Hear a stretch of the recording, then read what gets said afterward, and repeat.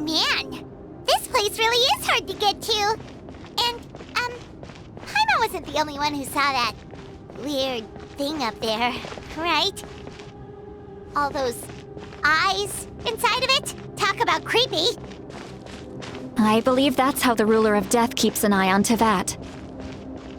Quick, this way! We're almost there! Look, it's Mavuika!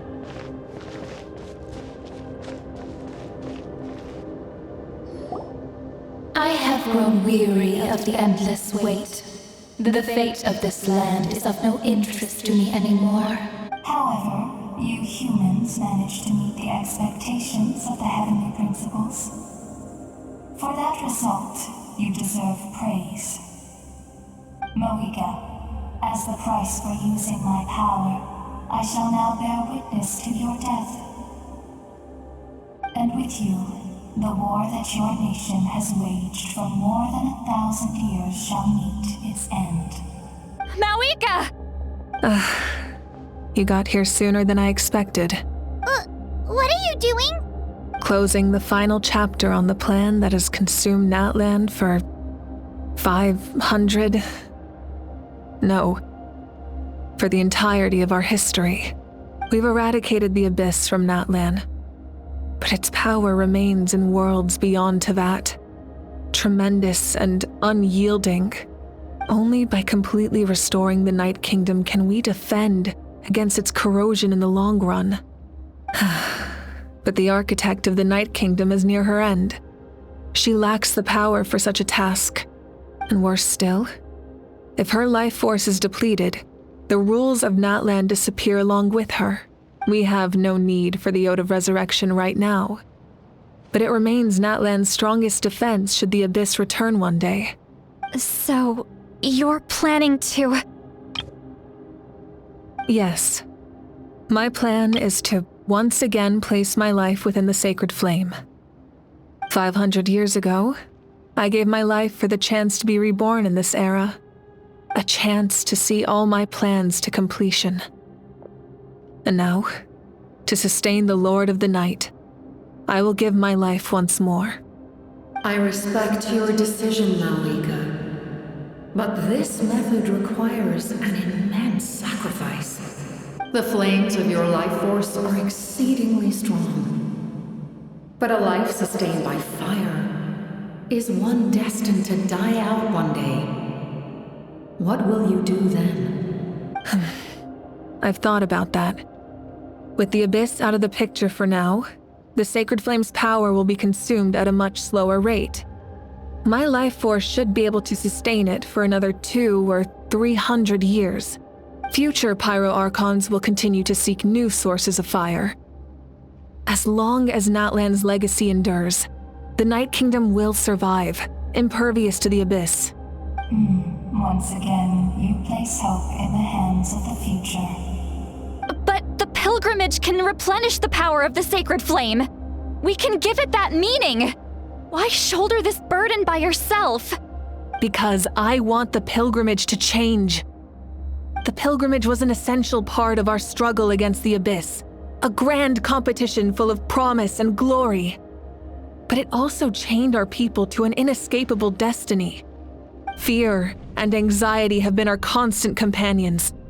We knew what the consequences would be if we laid down our arms. Morality left us with no other choice. And so, Natlan became the nation of war. This is where Xbalanque defeated the dragons and granted our people the liberation of their flesh. And now, in the same place, I have the chance to grant them the liberation of their spirit. There will be no war, only competition, one fueled by our dreams for the future rather than a desperate struggle for survival. A new future deserves a new meaning, a chance to take a definitive step forward. Very noble indeed. But what does any of this have to do with you? You speak of duty, but not yourself. In my eyes, Mavuika, you are not inherently special. A child of Natlan among countless others. Yes, the situation is urgent, and the ley lines must be restored right away. but it is too heavy a burden for you to shoulder alone. That is where we differ, Lord of the Night. You see all humans as the same, but I understand what it means to be a leader. A leader is swift and decisive in the face of reality. Someone capable of making the right choice even when there are no good options on the table. Sacrificing the remainder of my life to help Natlan overcome this crisis. That is the right choice. After all, leadership is built on the trust of ordinary people. Without them, there is no Archon. The people look to their leader to make the world a better place and stand up for them when it counts. For that reason, I must see my duty through to the very end. But what about you, Mavuika? You still haven't talked about what you want. Is it that unimportant to you? It's not important, Citlali. There is nothing more important than protecting the future we built together.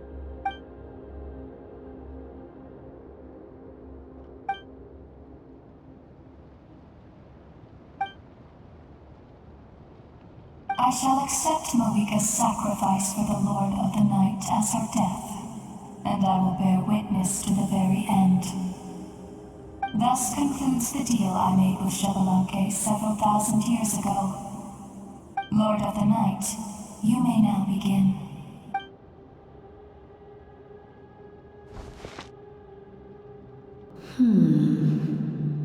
What are you waiting for? There is another who wishes to take part in the ceremony. And I cannot disregard their intentions. I must wait for them to arrive. Another? I was to bear witness to a death, and now the situation is increasingly tenuous. If the life of this second individual fails to meet my requirements, I fear I may lose my patience. Rest assured, his life will hold equal value. I am the helper of humanity, and I must always place their demands first, no matter who the human may be. Cumbersome. But there is nothing to be done. Such is the duty of an angel. Wait, this feeling. We made it.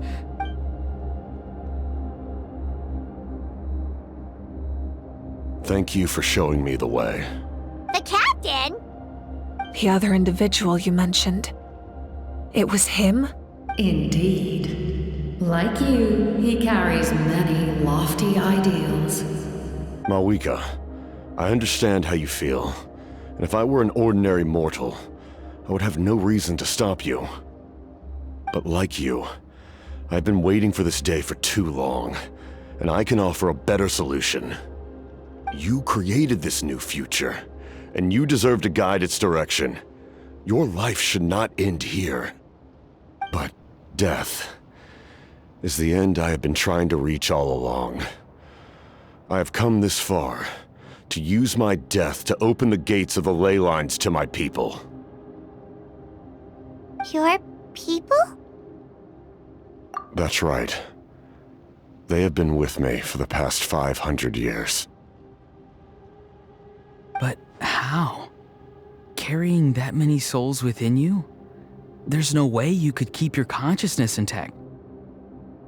Besides, you weren't affected by the source mechanism like I was.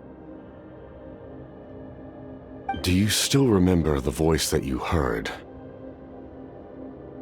It came from my heart. With the help of technology from Conria, my heart was modified to convert memories and souls from the ley lines into knowledge. As a result, I became extremely sensitive to souls, and developed the ability to sense their presence, much like yourself. After encountering countless lost souls during the disaster 500 years ago, I forsook the capacity for knowledge granted by the modification, and used my heart as a vessel instead. The lives of my comrades, as well as many Natlanese, have been stored here ever since. And you want to send them home? Yes. The ley lines will not accept them. But by merging my existence with the Lord of the Night, I can become master of the ley lines and change the rules entirely. He expressed this to me, and I agreed. The Captain envisions a kinder and fairer set of rules for humanity. In addition, he aims to challenge the authority of the Ruler of Death. In a word, his goal is revenge. Revenge? After all, it's because of her that I bear the curse of immortality, the curse of absolute life. I now understand that which you seek. Then, bear witness to my resolve and hatred. The people of Khaenri'ah committed grave sins, and for that, we were cursed to suffer endless physical torment, cursed to witness the demise of everything we held dear. But most of us were innocent. Most of us knew nothing of the Five Sinners' exploitation of abyssal power, myself included. If I sacrifice my life for the Lord of the Night, you get the death you desire. But at the same time, the curse of immortality would negate the very death you seek. Left unresolved, that paradox could uproot the natural order of this world. Even you, great ruler of death, lack the capacity to bear the consequences of that outcome. Your curse is now the tool with which I will overturn the oppression of the gods. This is my challenge to you. Forsake one of your rules. The choice is yours. Your new heart has limitless potential, and you have wielded it with bravery and honor. I grant you the title of Sentinel Knight. Like the four pillars of strength, you will continue to safeguard the glory of Khaenri'ah. The glory of Khaenri'ah. Our land, our dignity, and every comrade who fights alongside us. The Night Kingdom is almost destroyed. Our fallen soldiers, your comrades, they have nowhere to go. What are you doing? Are you taking all their souls with you? You're just an ordinary person. You can't bear that kind of burden. No hero should have to wander alone.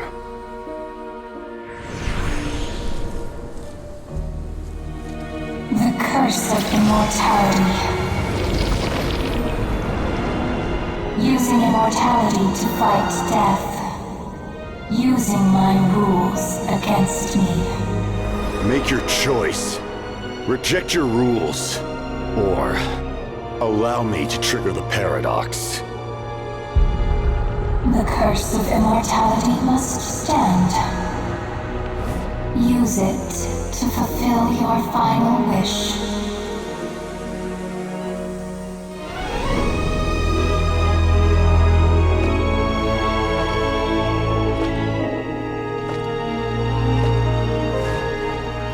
Well fought, my lord. Thank you for everything.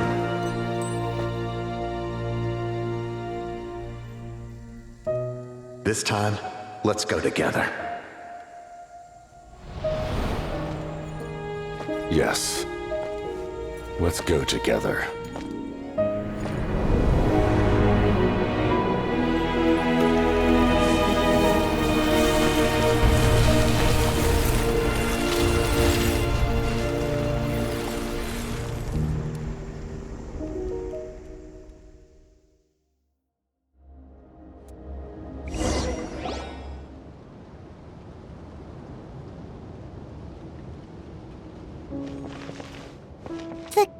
Captain, The curse of immortality still exists.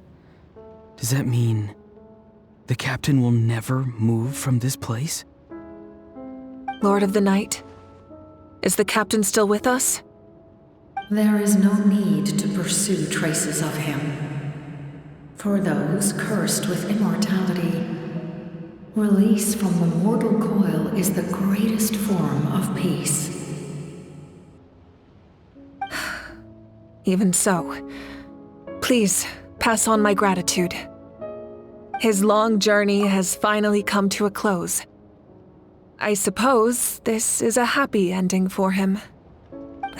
I cannot imagine how much pain he endured over the past 500 years, or how much strength it took to never stray from his goal. There's something I've been trying to figure out. I don't think I ever saw him sleep. I tried to ask him about it on the way here, but he didn't answer. Just like always, he never talks about himself.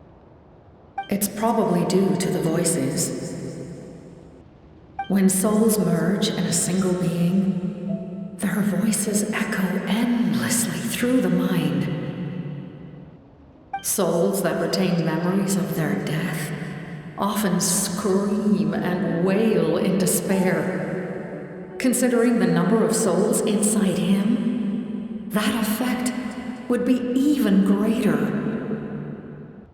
So, over the past 500 years, he didn't sleep? At all? Without experiencing the curse of immortality, we will never truly know his agony. But I can see why his hatred for the ruler of death was so strong. In the end, he used that immortality to his advantage, and granted the Lord of the Night eternal life by fusing his existence with hers. Well fought, Captain.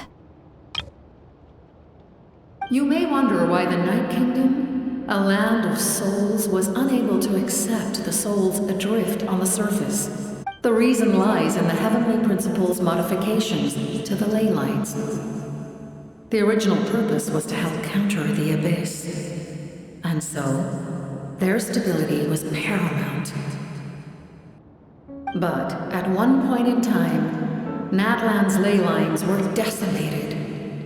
Even after reconstruction, the rules needed for the Ode of Resurrection made it impossible to reconnect the ley lines to other nations. That unique quality is precisely what drew the captain to Natlan. Did he try the same thing in other nations? Yes, but all those attempts ended in failure.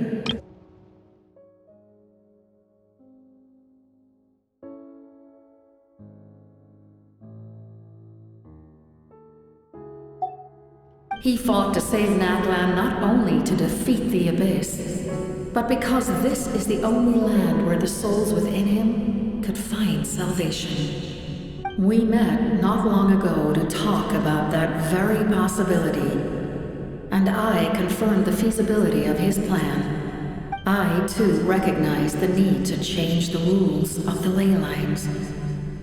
Not only for the souls that wander this land, but for the outlanders that may perish here in the future.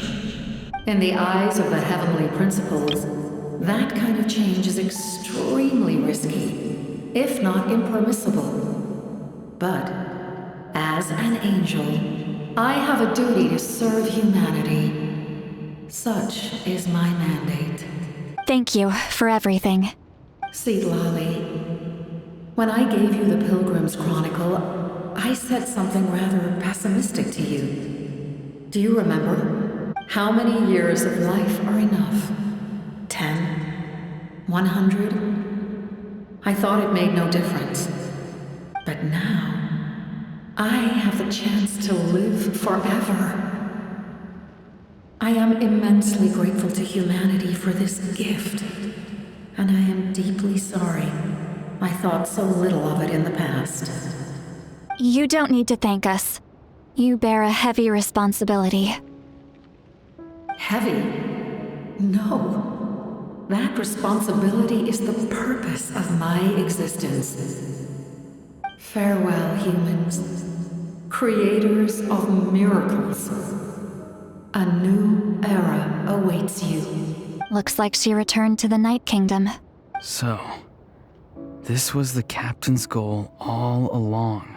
He fought to the end for all those souls and challenged the rules of the world in the process. He was an outstanding warrior. He took on a burden that was meant for me and even brought about a better outcome. It would seem I lost this duel. He was right.